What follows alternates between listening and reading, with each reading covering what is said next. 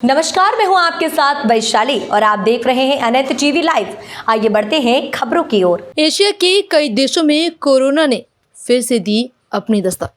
देशवासी ठीक से अभी तक कोरोना के डर को भूल ही नहीं थे कि एक बार फिर से कोरोना ने डराना शुरू कर दिया।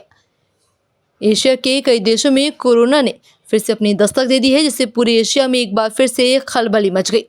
तो यहाँ भारत में भी पूरी तरीके से लोग अलर्ट हो चुके हैं। मध्य प्रदेश में भी कोरोना के नए वेरिएंट पर पहली नज़र रखी जा रही है। जिला स्वास्थ्य मुख्य अधिकारी प्रभाकर तिवारी ने बताया कि संदिग्ध मरीजों पर नज़र रखी जा रही है। कोविड के प्रोटोकॉल सबको पालन करने होंगे। कोविड कभी भी हमारे बीच से नहीं जाएगा। इस वायरस के बीच में ही हमें जीना होगा। समय के साथ नए नए वेरिएंट इसके आते रहेंगे, लेकिन वैक्सीनेशन के कारण लोगों को इम्यूनिटी बूस्ट हो चुकी है। यही कारण है कि कोविड ज़्यादा असर नहीं दिखा पाएगा।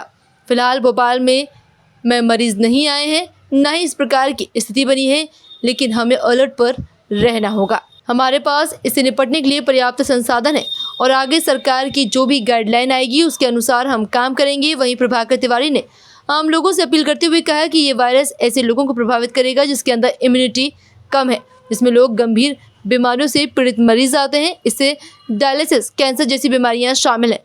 तो ऐसे गंभीर बीमारियों से पीड़ित मरीजों को विशेष सावधानी रखनी होगी।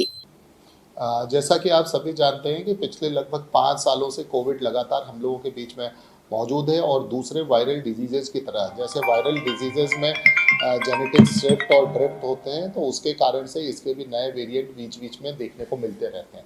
उनमें से कुछ जो है बेनाइन रहते हैं और कुछ में इन्फेक्टिविटी बहुत अधिक रहती है, जिससे बड़ी संख्या में लोग उससे अफेक्टेड होते हैं। पहले हमने 2-3 वेव्स में देखा था कि काफ़ी बड़ी संख्या में लोग अफेक्टेड हुए थे। अब जो कोविड के पेशेंट्स आ रहे हैं, आमतौर पर कोविड उन्हीं में निकल रहा है जो पहले से ही इम्यूनो कम्प्रोमाइज़ हैं, मोस्टली वही लोग हैं। और इसके अलावा अगर स्वस्थ लोगों में कोविड पॉजिटिव हो भी रहे हैं तो उनमें कोई ऐसी बीमारी नहीं हो रही है जिसमें उनको भर्ती होने की ज़रूरत हो, या स्टैंड एलोन केसेस बहुत ही कम हैं। आमतौर पर ये इंसिडेंटल फाइंडिंग की तरह दिखाई दे रहे हैं।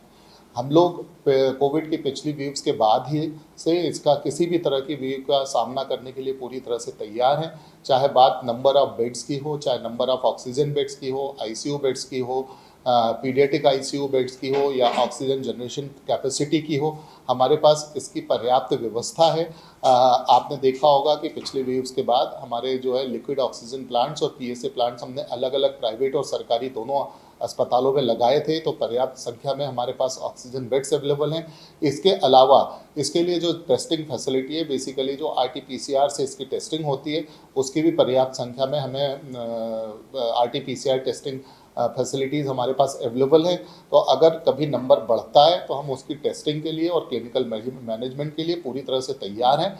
और जैसे भी सरकार की लगातार गाइडलाइंस आती रहेंगी, उस हिसाब से हम अपने आप को मॉडिफाई करके तैयारी करते रहेंगे। इसके साथ ही साथ मैं आप लोगों के चैनल के माध्यम से आम जनता से भी यह अनुरोध करना चाहूँगा कि जैसे पिछली बार हमने देखा था, कोविड अधिकतर ऐसे लोगों को अफेक्ट करता है जिनकी इम्यूनिटी पहले से ही कम है, यानी इम्यूनो कम्प्रोमाइज्ड हैं। जैसे हमारे क्रॉनिक रीनल फेल्योर के पेशेंट्स होते हैं जो डायलिसिस पे होते हैं, या जिनका पोस्ट ट्रांसप्लांट पेशेंट रहते हैं, जिनको हम इम्यूनोसप्रेसेंट देते हैं जिससे कि उनका जो ट्रांसप्लांट है वो रिजेक्ट ना हो। इसके अतिरिक्त इसी तरह के कैंसर पेशेंट्स रहते हैं जिनको हम कीमोथेरेपी देते हैं, जिसके कारण उनकी इम्यूनिटी सप्रेस्ड हो जाती है। इसके अलावा एक्सट्रीम ऑफ एजेस के पेशेंट होते हैं, यानी कि बहुत छोटे बच्चे या हमारे सीनियर सिटीजन्स।